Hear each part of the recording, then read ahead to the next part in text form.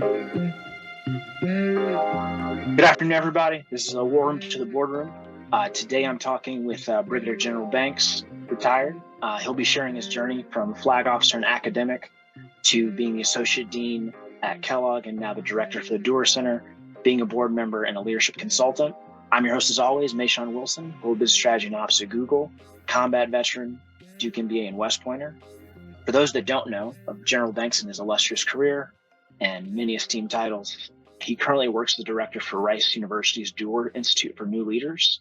He's a former associate dean of leadership from Northwestern University's Kellogg School of Management. He's an independent director for Customers Bank and a senior advisory partner for Sentinel Partners, which is a private equity firm. He's the principal for Banks Talent Solutions, former U.S. Military Academy professor and department head for behavioral sciences and leadership, former White House aide and staff officer. He was also a Ranger qualified aviation officer and artillery officer, and command organizations from platoon up to the battalion level. He holds a BS from West Point, an MPhil from the Harvard Kennedy School, an MBA from Northwestern University's Kellogg School of Management, an MA from Columbia University's Teacher College, and a PhD in Master's Philosophy from Columbia University. So without further delay, General Banks. All right. Well, it's wonderful to be here, and I'm delighted that this podcast exists. When we think about the opportunity to share our experiences with others in the hopes that it might inform actions they elect to take so that they can proceed towards their objectives in a more precise way, I think that's a great way of paying it forward and giving back. So it's delighted to be here today, and I look forward to the conversation. Definitely, sir. I remember your mentorship as a cadet, and it's continued even after our transition. So always much appreciated. So, sir, for those that don't know, who are you and how did you come to be in the military? And now you're at the Doerr Center Institute, I should say. Who am I? Wow, that's a deep question. So I can give you some of the surface level stuff, but then I can give you some of the background that is more impactful, if you would, in terms of informing how I elect to behave on a daily basis and what I elect to do on a daily basis. I am the son of Hayes and Cassandra Banks. My father was a career military officer. My mother was a school psychologist. Because of my father's occupation, we had the opportunity to live in locations throughout the United States and abroad. Growing up, I loved living on military installations and being part of military communities. Additionally, having had the opportunity to observe my father's activities from a young age, I thought my dad had the coolest job in the world. And consequently, I decided that I want to follow in his footsteps. Now, my father was drafted into the Army during the Vietnam conflict and never intended to make the military a career when he received that initial draft notification. But as fate would have it, he discovered that he actually enjoyed the work and stayed for a full career in the United States Army. My mother, on the other hand, like all military spouses, she had to navigate that transition from one place to the other. How does she find meaningful work? How does she continue to focus on her family? And she did that all brilliantly. And so from a young age, I observed a dual income couple that figured out how to honor their professional commitments while at the same time ensure they were investing substantively in their family. And so I'm fond of saying that I was very blessed that I grew up in a home where I had two people who were dedicated to fostering my well-being. I saw what hard work looked like every day. I had certain themes reinforced from a young age. Always be truthful, always work hard, always pull energy into your school, learn how to compete, be a great teammate, and a variety of other things. And so that's my immediate family, aside from my brother, who's 1 year younger than myself, Brian. And he works as an electronics engineer for the Harris Corporation. He actually designed some of the aviation survivability equipment that exists on a range of military aircraft. And so we were separated by 1 year. I was the older brother, and we're very close, and I'm very proud of him. And so growing up in that tight-knit family, I had a wonderful support structure. And that support structure extended to my grandparents on both sides and my various aunts and uncles. Now, on my father's side, my grandparents both had sixth grade formal educations. Despite that, they put all 6 of their children through college, all 6 graduating successfully and going on to become successful professionals. And so I most certainly understand that I stand on the shoulders of those who came before me and the example they set, the support they provided, the push they routinely gave. I'm thankful for all of those things. With respect to what makes me tick, I wouldn't be where I am without family and friends. So I'm blessed to be married. I have 5 wonderful children, ranging in age from 30 down to 18, 2 boys, 3 girls. They are engaged in a variety of pursuits. My job is not to be the player, it's to be the coach at this point. And so I most certainly am trying to help them live the best version of their life as they define it, not as a construct that I define. But I am very, very fortunate to call myself their father. As a husband, I have a wonderful partner. Things that I do usually require significant expenditures of time, and I want to be able to allocate that time without a supportive partner. And I think that's an incredibly important thing to have if you're going to try to go out and do big things. And then the last thing I'd say is having grown up all over the world, one thing that was a constant was school and sports. I played sports all the way through West Point. Still think from the mindset of an athlete, even if my body will not allow me to do the things I was once able to do. But I think it's a privilege to compete, and you have to learn how to compete well in concert with others. And so having that team orientation, having that competitive mentality, learning how to win with dignity, learning how to lose with grace, all of those things are still part and parcel to who I am today. A lot of great elements there, sir. So understanding the support structure and kind of what is the intrinsic motivator that gets you there. Who are the people that help you get to that place? Understanding how your roles are changing from kind of active executioner to more support and mentor. And then also just a really strong family foundation to make all that happen. And so based on that experience, sir, you mentioned sports and how it's kind of carried over.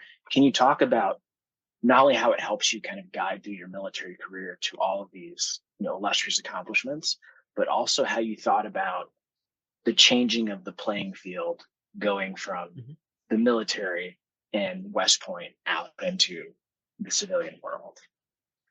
Yeah, so I'm always fond of saying that it's a privilege to compete. It's a privilege to compete, it's not a right. And if you're going to compete, what does it take to show up and be at your best? And so several things I learned through the prism of sport most certainly inform my actions both in academia, in the military, and in the private sector. One, this notion that preparation always matters. Do you prepare as if what you are doing really, really matters? As an aviator in the military, every time you crawl into an aircraft, there's no guarantee you're going to come back safely. And so, do you prepare properly so that every flight has a successful conclusion? I learned that in sport. You're only as good on game day as you are in the days leading up to game day. You can't practice poorly and then hope to play at your best on game day. And so preparation always matters. Number two, this notion that the basics are the basics for a reason. In any endeavor, there are a foundational set of activities that must transpire to standard. You can ignore those activities, but when you do so, you are lowering the probability of success. A lot of folks can get away with things for some period of time being sloppy because they have signature strengths to kind of wallpaper over, if you would, some of those deficiencies. But when things get really hard, those deficiencies always come to the fore. And so in football, it doesn't matter how good an athlete you are, if you don't run, catch, block, tackle, throw, line up properly, execute your assignment to standard, communicate effectively with those on your left and right, a less talented team will outcompete you if they are better at the basics. And I have found the same thing to be true in industry. I found the same thing to be true in the military, you name it. In the military, for example, when we talk about special operations community, what makes the special operations community special is not that they have more money or gee whiz equipment. It's that they do the basics better than anyone else. And the same thing is true outside the military. And so I learned the importance of that in sport. The basics are the basics for a reason. And then the last thing I learned from sport that translates into my activities today is this notion that to be a great teammate, almost invariably requires sacrifice. That if you are constantly putting self first and not thinking about self in relation to others, you can't be a great teammate. And to be a great teammate routinely means having to examine what's in the best interest of the team, even if it means that you will have to sacrifice something, whether that's time, whether that's prominence, whatever it is. But being a great teammate, to me, one of the greatest compliments that can be paid to anyone is when someone says he or she is a great teammate. And so those are just three of the things that I took from sport and I've kind of used them across the various contexts in which I've operated over the years. So nailing the basics, being a really good teammate, and then really executing on your assignment to be a part of the greater, I guess, organization, greater whole. Really great wisdom, sir. In terms of where you are now, you're currently at the Doerr Center, if I'm saying that correctly, but the Doerr Institute, I should say. What exactly does that entail? What does that mean? And how does that compare not only to your last role as an accounting professor or the associate dean of leadership? Just to give us context for people that maybe have only a military background. Absolutely. So the Doerr Institute for New Leaders is a center at Rice University, which is located in Houston, Texas. The institute was founded approximately 8 years ago, and its charter was to enhance the leader effectiveness of every Rice student. What makes the institute unique is that every activity we undertake is based on empirical science, and we measure it rigorously. One of the four reasons why leader development efforts fail to achieve their desired outcome in organizations all around the globe is a failure to actual measure results. And so at Doerr, we don't do something unless we can effectively measure it so that we can look for impact and we can use data to drive actions we elect to take or that we elect not to take.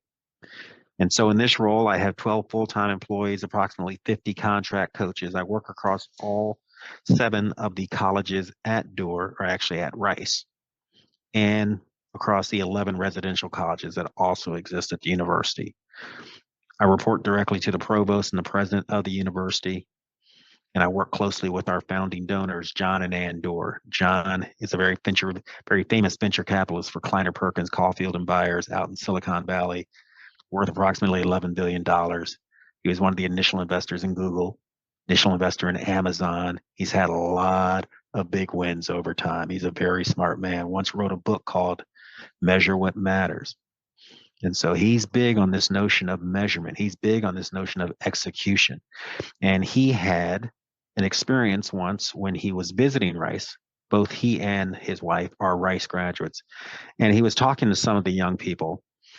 And it became very apparent to him that despite the fact they were off the chart smart, the average SAT score at Rice is a 1505. That's the average. We have over 30,000 applicants for approximately 1,200 incoming undergraduate students annually. So these are some of the most accomplished young people academically around the globe. Yet in his dialogue with many of them, he was struck by the fact that many wouldn't look him in the eye. They didn't view self as emerging leaders. And despite the fact they worked hard, they had flawed conceptions of what does it take to be an effective leader? What does it take to really drive impact in the world? And so he said, what will it take to make Rice the absolute best institution in the world for fostering a leader identity in every one of its community members and elevating their capacity to lead well? And that's what led to the creation of the Institute. And so I oversee that endeavor. I took over this role on January 2nd, so I'm only a month into it, but I am delighted to be here. Rice is a wonderful university. Doerr is an amazing institution. And the leadership team at Rice is committed to ensuring that it continues to elevate the capabilities of every Rice community member. Sounds like quite an ambitious goal and very much abstract and kind of hard to get after for a lot of people. And so I guess I'm curious, in terms of leadership development, how does it look different at an institution like Rice University, where your graduates will go and do a variety of things compared to leadership development that you do at, say, West Point or, say, a military school or even business school? How does that leadership development look different? And how does that approach change, if at all? So when you think about the service academies, they are preparing people for a very specific context. The military academy is really geared around this notion of how do you prepare somebody to be a company grade officer, and in many respects, to be a platoon leader. Now, they'll get the hard skills associated with that when they go to their officer basic course, but all the foundational skills are meant to be acquired while they're at the academy. And you're preparing people to step into that context and to be successful. At a school like West Point or Annapolis or Air Force Academy, many of your faculty members come from that context and they're able to share first person anecdotes regarding their perceptions of what it takes to be successful in that context. Now, you contrast that with a place like Rice. We are not preparing people for a single context, nor are we preparing them for a single role. We are preparing them to be a leader regardless of occupation. When you think about the Army, many times we think about the role you occupy: platoon leader, company commander, pilot, whatever. Leadership can be a role you occupy, but it's not necessary that it be a role. Leadership ultimately is about how you seek to influence. In fact, there's never been a definition of leading that has said must be in charge. Leadership is not an authority-based construct. It's an influence-based construct. And so one of the things we're trying to do is to activate every student at Rice's understanding that regardless of what you go do in the world, if you want to create meaningful impact in the world, there are some things we know from research and science about how you can amplify your ability to be influential. And if you do that, that's leading. How do you successfully influence so as to create outcomes that without your intervention would otherwise not come to the fore? And so we want to help our students to embrace this understanding they are a leader regardless of occupation. They are a leader regardless of location. And they are a leader who can always make a difference. It doesn't take a title to do so. And so that's a little of the difference that exists between academies where everyone's going to go off and do things that are very similar and they're going to do it in the same construct versus a university like Rice, where people are going to go off, they're going to fan out around the globe, they're going to do all kinds of things. Some are going to be in charge of other people, some are not. But regardless of what they're doing, we want them to understand that they have the ability to make a positive difference, that at the end of the day, it's all about how do you influence in a principled and effective manner, and that driving impact matters in the world. That's some of the primary differences. So one, what is the focus and context for how you're teaching leadership and I guess the differences across industries? And then two, in focusing it that it's not a position-based responsibility, that it's a way of influencing people towards a specific outcome and goal, no matter where you sit in an organization and what industry and impact you have. I think along those lines, sir, I'm curious, one, how are you measuring that impact? And are there any metrics that would surprise our listeners, some who are in this C-suite and some who may be in academia, that can help push their thought process about how they think about leadership and leadership in different forms? Yeah. So one of the things we know from a fabled McKinsey study that I think was published in 2014 is that there were 4 reasons why leader development efforts routinely fail to hit the mark. One was overlooking context. The fact that you might be a highly effective leader in one context does not automatically mean you'll be a highly effective leader in another. 2 was this notion that leader development many times was too generic in nature. They weren't doing real work. They might be reading case studies of other organizations, but they weren't actually being charged to work on real things inside their organization. 3 was underestimating mindsets. So dragging people to leader development activities who actually weren't open to the prospect of thinking differently about how they might approach something. And then the last one is failure to measure results. So as it pertains to that, the decision was made at Doerr that we could not do anything unless we had the ability to measure it effectively. And so we use a variety of psychometric instruments in service of that.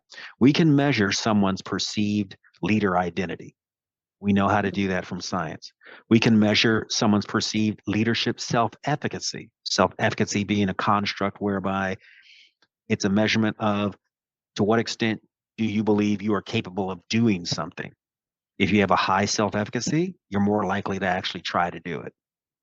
We can measure some of the attributes associated with authentic leadership and a variety of other things. And so we use direct observation, we use self report data, we use a variety of vehicles to measure movement along different behavioral scales over time. For example, what we have found at Rice is that by virtue of simply being a student at Rice, and we'll take the undergraduate population, for example, if you go through the Rice experience, there's data that suggests simply going the Rice is not going to elevate your perception of self as a leader. Like there's nothing about the experience that results in a statistically significant change in that leader identity. However, engaging in certain activities as part of your Rice experience can make a statistically significant difference, not only in leader effectiveness, but in how one views self as a leader.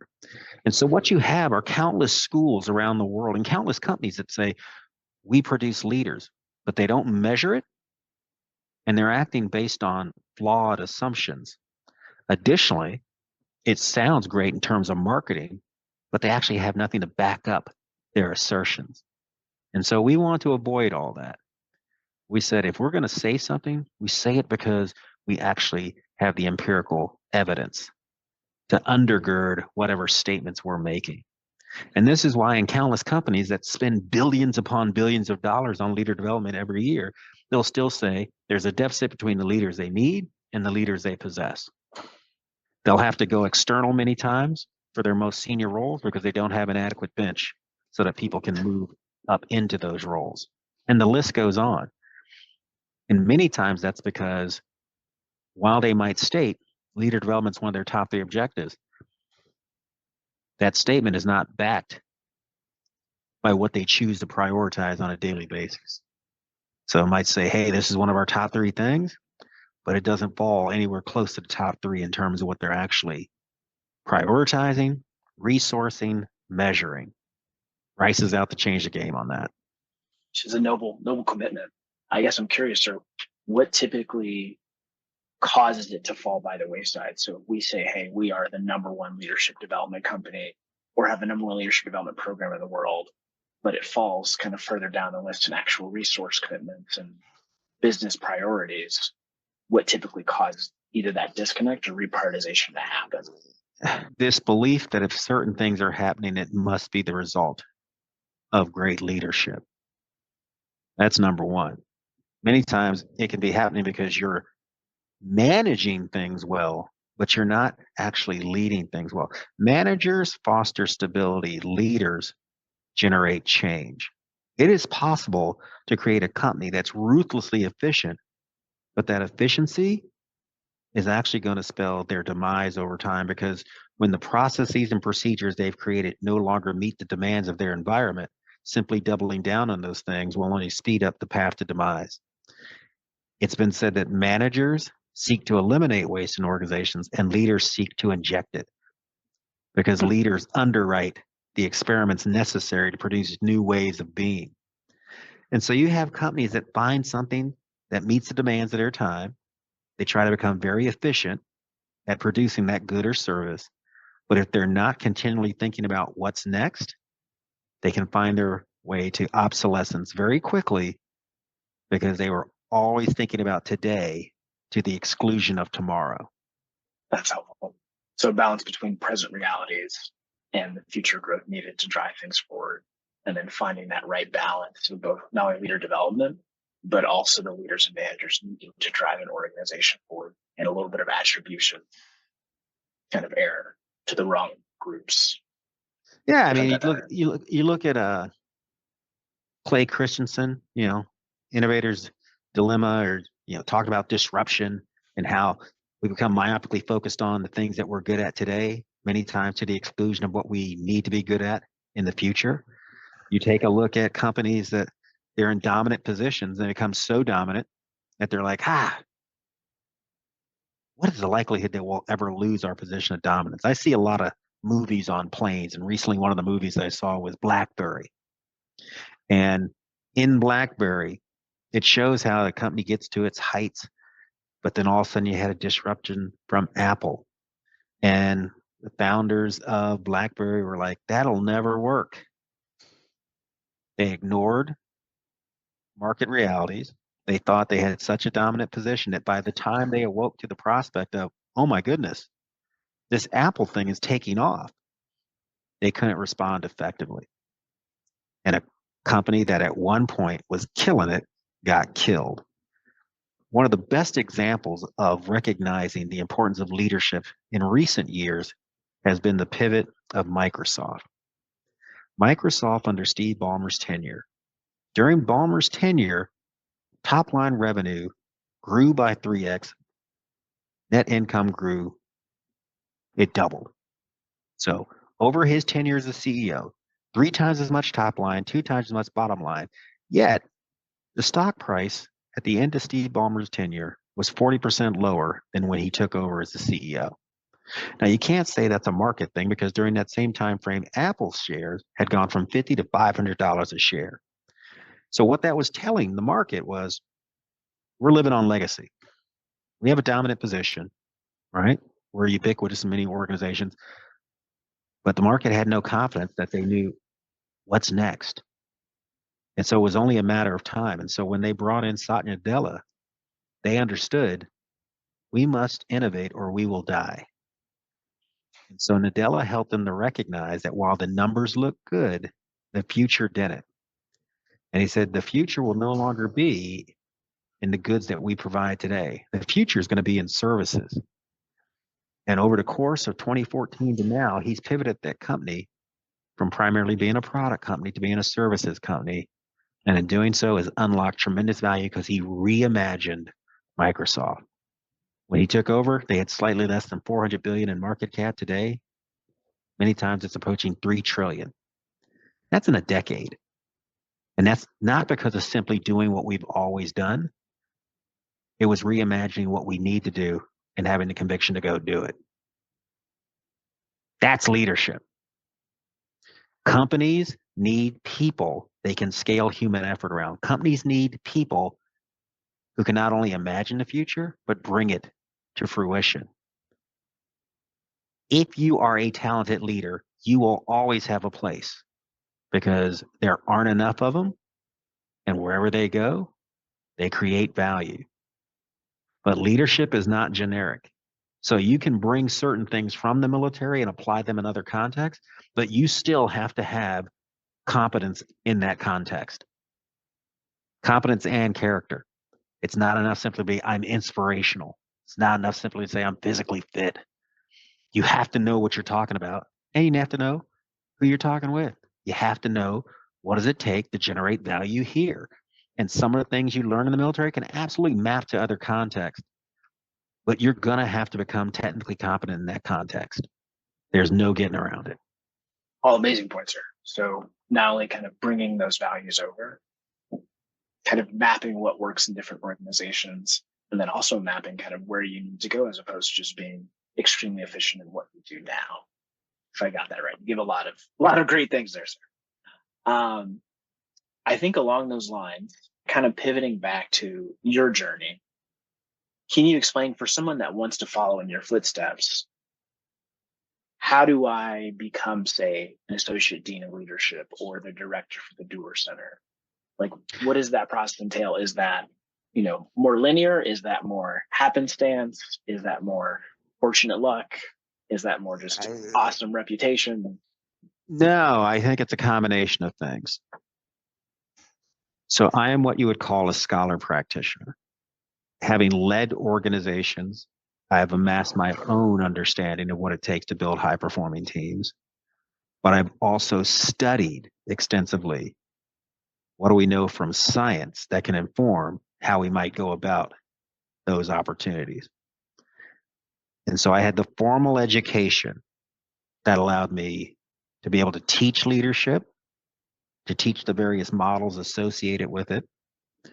And I had the practical experience of having led teams of different size and complexity all over the globe. And it was that combination that created my ability to learn how to put together effective programs, how to be able to work with companies across all sectors, and how to be able to drive something that was integrated in its approach. So that if given an opportunity like the one I had at Kellogg, or the opportunity here, or some of the opportunities I have in the private sector, I'm not one or the other. I'm not solely a there I was. I'm also, here's what I understand. It's the combination of the two that created a value proposition that allows me to do what I do today. Does that make sense? It does, sir. So a combination of unique experiences, formal education that creates a unique value proposition as opposed to pure academics and a pure practitioner. Yeah, and it's not the organization's responsibility to figure out what value you can provide. It's your obligation to help organizations understand what value you can provide. And so my ability to translate the things I've done into needs they have has afforded me the opportunity to step into a variety of environments. One of the things I was always fond of doing in the military was always saying, now, if I had to explain what I was doing today to somebody who has no understanding of the military, could I do it effectively? That translation ability is absolutely critical. So you might not have an income statement in the military, but you most certainly have a budget.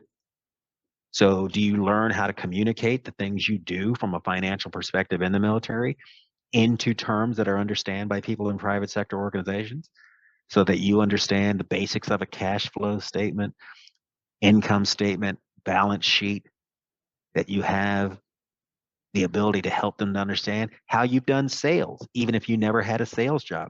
Now, you might have had a sales job if you were in recruiting command in the military, but I remember interviewing for a role, and it was a very senior executive role with a company that was owned by one of the major headhunting firms. And this company was responsible for working with senior leadership teams on culture change initiatives.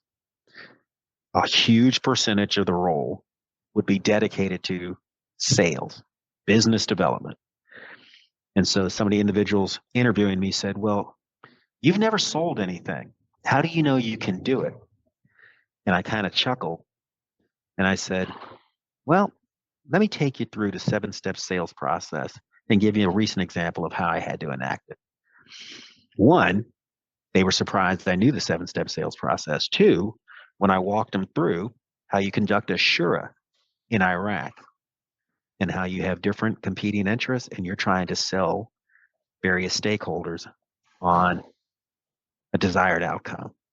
And I walk them through prospecting, identifying, putting together a proposal, making the pitch, handling objections. I walked them through all that through the prism of Assura. And the last thing I said was, if I can walk into a tent and I'm trying to sell people not on killing one another and they come out of the tent, I'm pretty sure I'll be okay at any Ritz-Carlton doing a presentation for your organization. And they kind of laughed. And, they're like, yeah, I guess that makes sense. And so you might not view that activity from Iraq as necessarily being a sales engagement. But if you have that translative ability and you can help others to access that experience and see how it maps to something they're going to need from you, now you open up opportunities. But one, you've got to educate yourself to know frameworks like that because it's very easy to go, I'm in the military. I don't need to know the 7-step sales process. I'm in the military. I don't need to generally accept the accounting principles. I'm in the military. You could very easily explain all that away. But there will come a day where you will want somebody to put value on the time you've had in the military, and they're willing to do so, but only if they truly understand what have you done and what could that mean for me? Converting relevant experience. That makes sense, sir.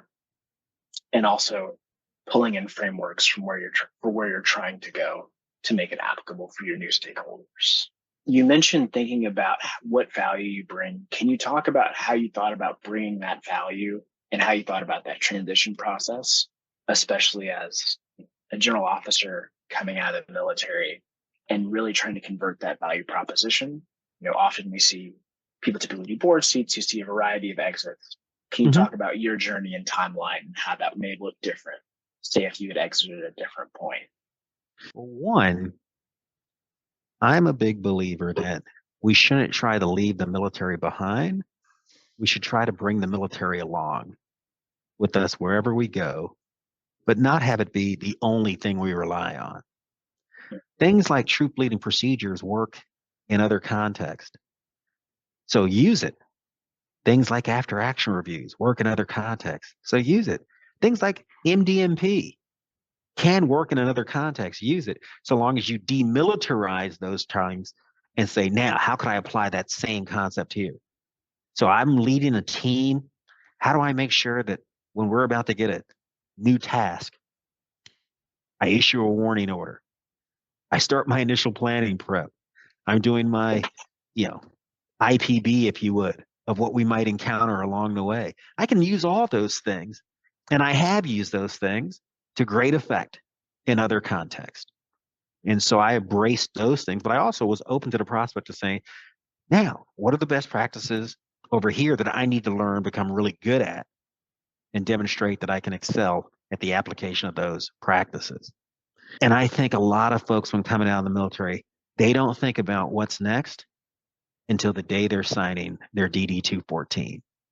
They wait way too late to figure out, now, what am I going to do? And as a result, they get pigeonholed into things that have either been the most frequent transition opportunities, i.e., junior military officer recruiting jobs, or going into some three-letter agency in the government or whatever it is. And it's not to say any of those things are bad. They're great. They're wonderful. But what if you could have done more than that? But you restricted your ability to have a bigger opportunity set because you weren't thoughtful in terms of how you prepared for your transition. The time to think about it is not on the day you're transitioning. You got to start thinking about that well in advance, years in advance, so that you can then start building the set of developmental activities that allow you to make that transition well. And culturally in the Army, and I don't know if it's the same case in the other services, but in the Army in particular, we only want to promote Army until you're no longer in the Army.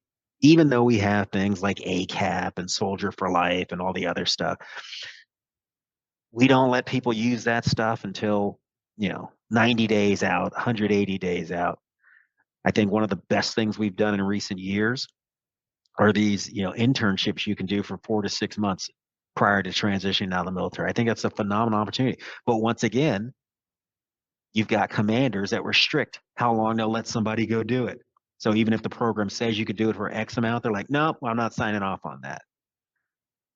Because we don't actually value helping people to transition well. We culturally view it like, oh, you're a quitter. You're not really, you're not down for the cause.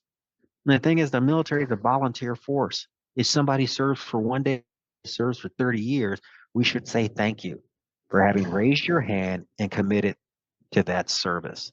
And one of the ways in which we honor your having done that is by ensuring we help you to set yourself up for success wherever it is you're going next. But you have lots of chain of commands that do not do that well. And it's utterly disgusting in my mind.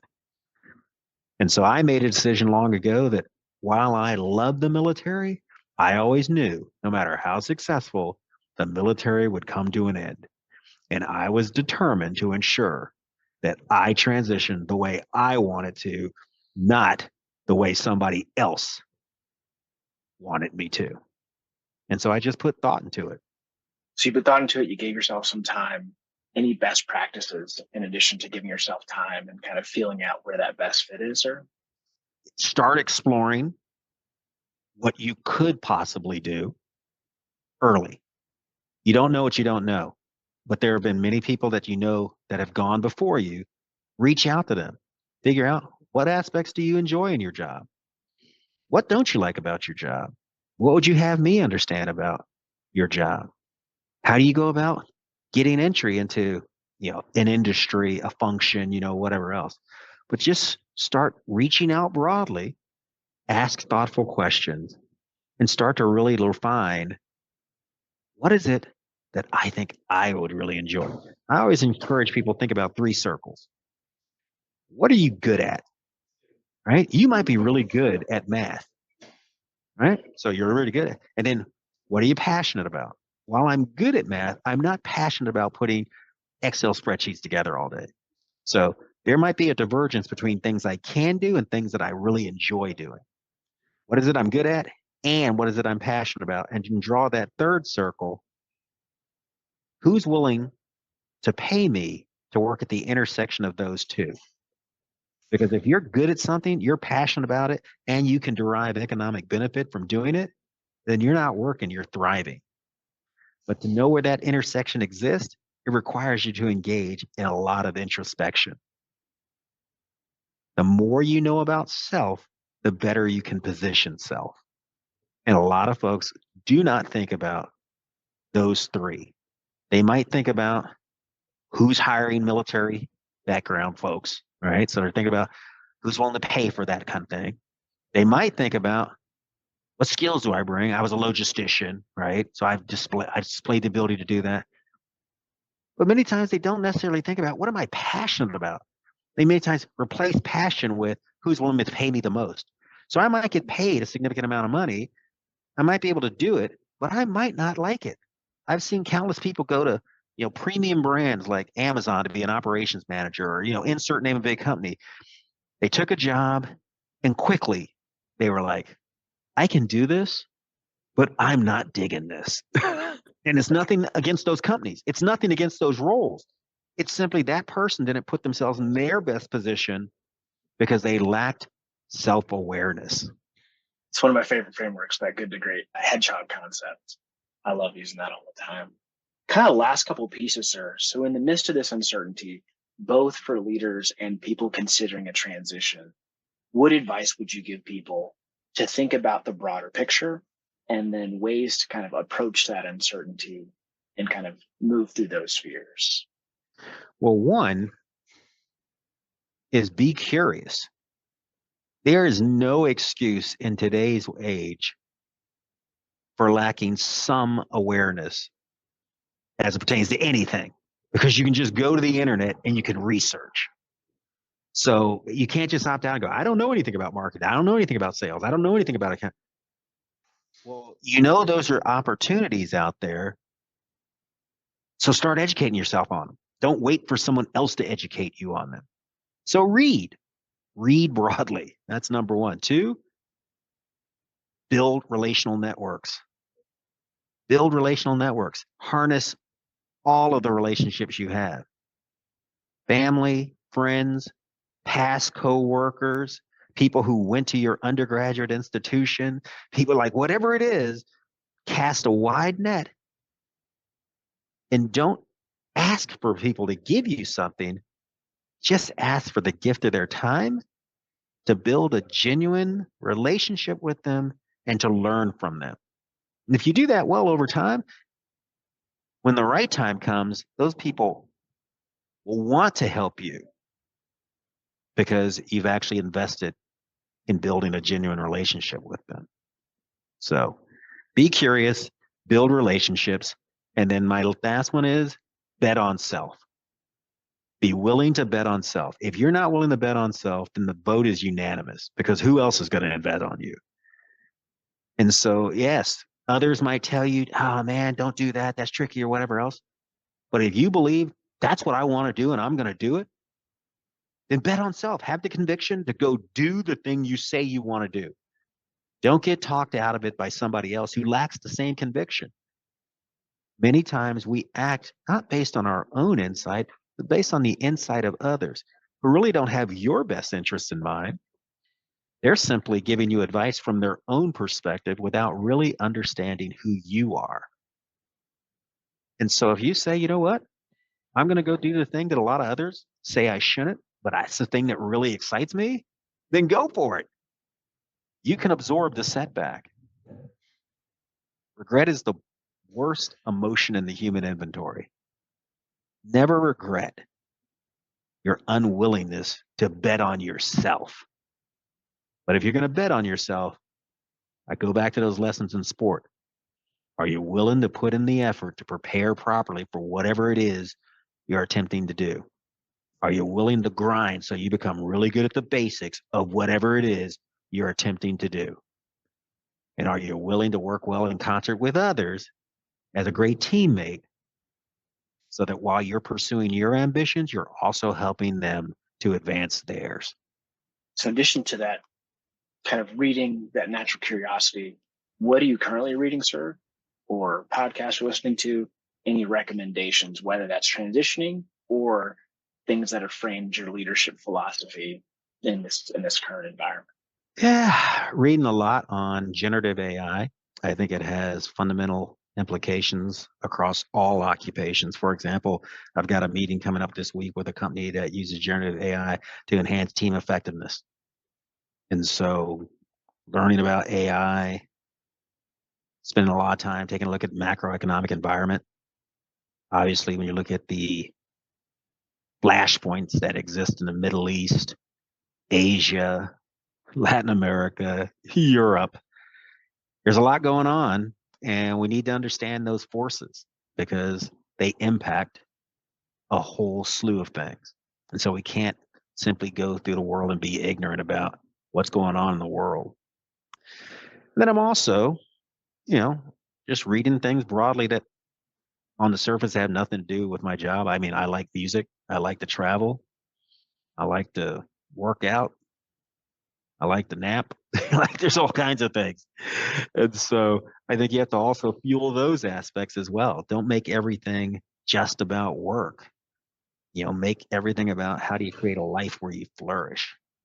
When it comes down to recommendations, I'm always loath to say, oh, read this book. Or, like there's so many great books and resources out there.